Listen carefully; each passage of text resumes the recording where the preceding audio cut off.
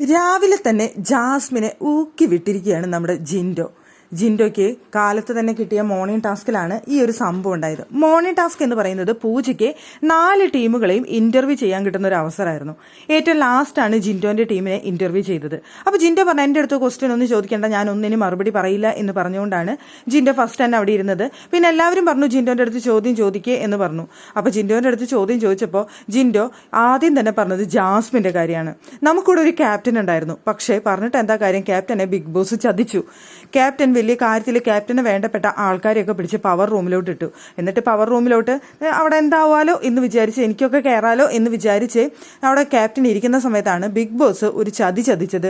Big boss പറഞ്ഞു ക്യാപ്റ്റനെ power റൂമിലോട്ട് കയറാൻ പറ്റില്ല എന്ന് പറഞ്ഞു. അവിടെ തന്നെ നമ്മുടെ ക്യാപ്റ്റൻ ഭയങ്കരമായിട്ട് വിഷമിച്ചു പോയി. അങ്ങനെ ഇരിക്കുന്ന സമയത്താണ് ഇപ്പോൾ പവർ റൂമിലുള്ള ക്യാപ്റ്റൻ നിയമിച്ച അംഗങ്ങൾ തന്നെ ക്യാപ്റ്റനെ തള്ളി പറയുന്ന ഒരു അവസ്ഥ വന്നത്. ക്യാപ്റ്റനെ അവരെല്ലാവരും കൂടി അടിച്ചൊരു മൂലക്കിരുത്തി കളഞ്ഞു. ഇപ്പൊ ക്യാപ്റ്റൻ അല്ലാതായിരിക്കുകയാണ്. ക്യാപ്റ്റന്റെ അവസ്ഥ വളരെ ദയനീയമാണ് എന്നൊക്കെയാണ് ജിൻഡോ അവിടെ പറഞ്ഞത്.